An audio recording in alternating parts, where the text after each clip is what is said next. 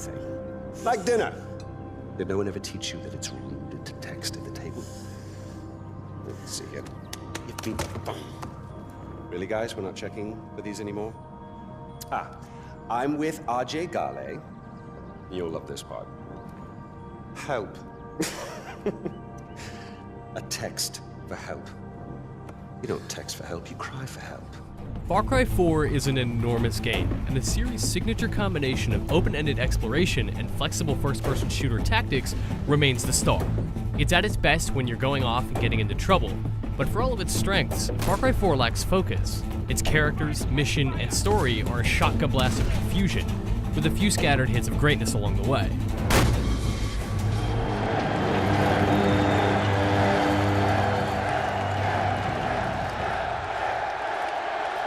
The Himalayan country of Kyrat is a terrific open world. It's a colossal, dense, visually diverse place that feels lived in, torn up, and ancient, and it's one of the best places I've visited in video games. I love discovering every piece of it on foot, in a wingsuit, or behind the stick of a personal helicopter. Navigating Kyrat is an adventure, and uncovering its histories and myths, while learning how they collide with main character Ajay Gale, creates a convincing, special sense of place. Far Cry 4's greatest offense is failing to capitalize on this setting with strong characters. As the American son of Kirati freedom fighters who's come to scatter his mother's ashes, Ajay brings a smart, human premise to the table, but his complete ambivalence to the revolution he's swept up in undermines the entire thing. Half of the campaign's missions are strong, revolving around the rebellion, Ajay's family, and their connection to the charming and despicable antagonist, Pagan Min. The dark places you can take your faction present some interesting, ethically gray choices, too. Siding with one of the rebellion's bickering leaders, who are the strongest characters in Far Cry 4, can lead to some powerful and surprising moments. The weaker story quests relate to Min and his lieutenants. I barely remember what the missions were, or what completing them accomplished. Pagan Min is a great character, thanks to an excellent and twisted performance from actor Troy Baker. Terrorists, right? Now, please, stay right here. Enjoy the crab rangoon. Don't move. I will be right back. But he's completely misused. Min has a disappointing, minimal presence throughout Far Cry 4's 15-hour campaign, and his poorly explained henchmen don't have time to become interesting before vanishing from the story entirely in sudden and confusing ways.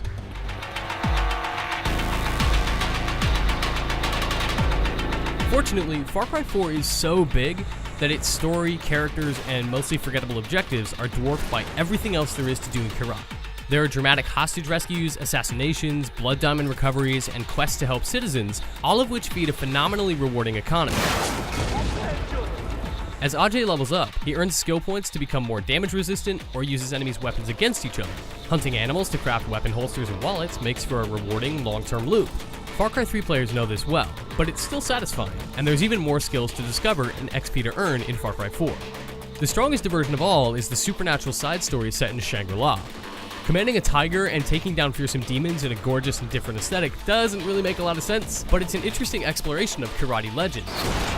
Unpredictability is Far Cry 4's greatest strength, whether it's the surreal surprises in Shangri-La or the unexpected outcomes of attacking army outposts.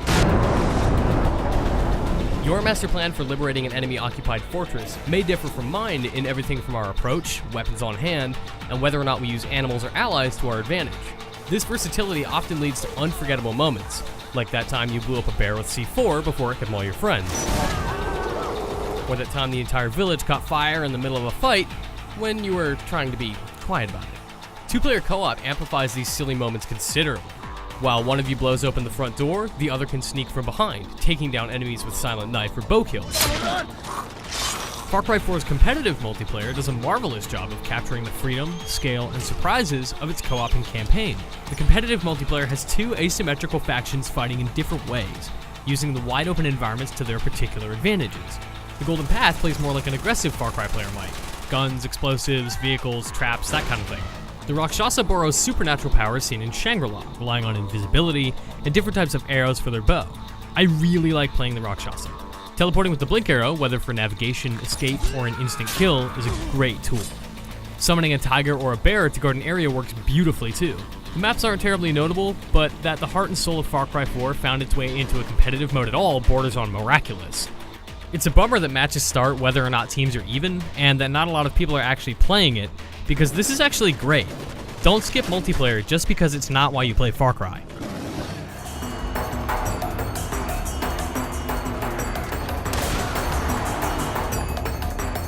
Diversity is one of Far Cry 4's strongest assets, and it overwhelms the mostly disappointing story with countless opportunities for freeform adventure and fun.